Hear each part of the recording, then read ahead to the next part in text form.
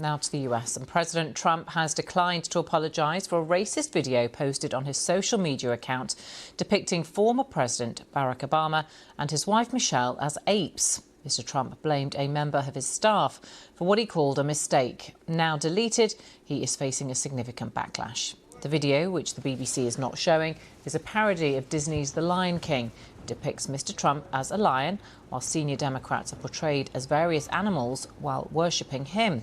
The Obamas are the only people depicted as apes.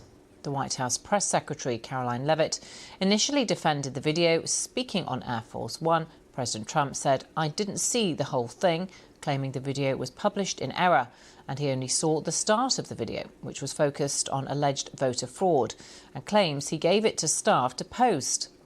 Well, the video has provoked a widespread criticism, including from many Republicans. Senator Tim Scott, the only black Republican senator, described it as the most racist thing I've seen out of this White House. When asked whether he renounced the racist part, Mr. Trump fell short of making an apology. Did you? No, I didn't make a mistake. I mean, I look at a lot of thousands of things, and I looked at the beginning of it. It was fine. They had that one post, and I guess it was a takeoff. By the way, a lot of people covered. If you look at where it came from, I guess it was a takeoff on The Lion King, and certainly it was a very strong post in terms of voter fraud. Nobody knew that was at the end. If they would have looked, they would have seen it, and probably they would have had the sense to take it down. Well, let's speak now to Tricia Rose, who is a Brown University professor and the author of Metaracism, How Systemic Racism Devastates Black Lives and How We Break Free. Welcome to you, Tricia. Good to have you on the programme. What did you think of this post when you saw it? Well, you know, I wasn't really surprised to see something like that at this point, given what's been going on, which, you know, we've been in a kind of multi-phase dismantling of a civil conversation about humans being equal and treating people with equal respect.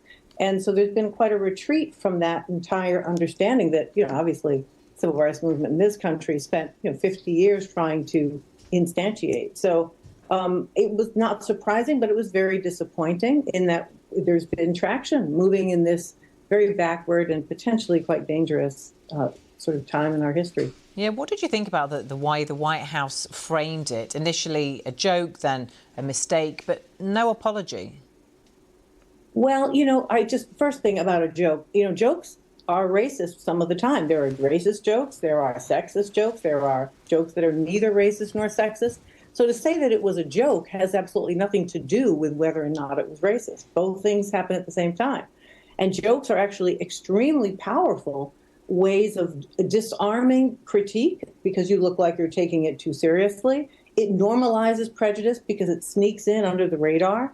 And, it desensitizes us to racism as it takes place. So jokes that especially pick up historical tropes about Black people being violent, ignorant, and in other ways not quite as intelligent or civilized, are being played out through these various jokes. You've seen it with, people, not just Black people, but brown people and, around the world too. And that's becoming a real issue. I think we have to pay attention to these things, not so much as, hey, are they a joke, but are they reinforcing the very facets of a multiracial society as an equal place? Yeah, and Donald Trump said that he hadn't seen the end of the video and a staffer posted it. What does it say about his attitude towards racism, towards racial inequality and perhaps systemic racism? Well, I think it's pretty clear he doesn't believe systemic racism exists or that any racism against non-whites exists at this point. I mean, I'm not sure what he personally thinks, but what I've heard is him pretty much defending the idea that it looks as though whites are at a disadvantage. To me, that's a separate issue, but it's important, extremely important.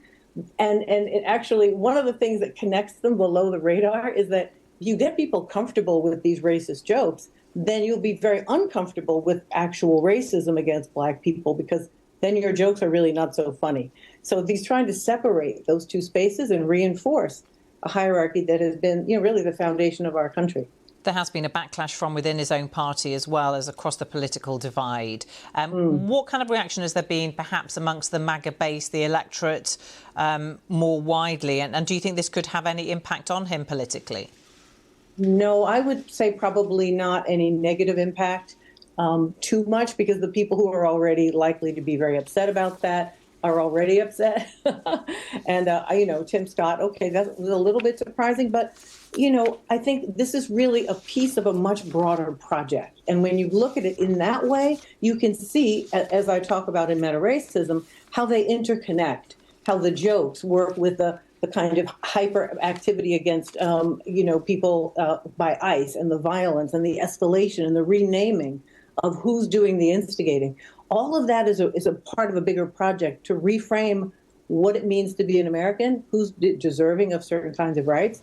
And if you have information that shows that discrimination is really going on significantly against the dominant story they tell, then it's really interruptive. So it's not going to change, I think, much in the way of his fate, because people know who he is. He is who he is. OK, Tricia Rose, really interesting to get your thoughts. Thank you. Thank you for having me.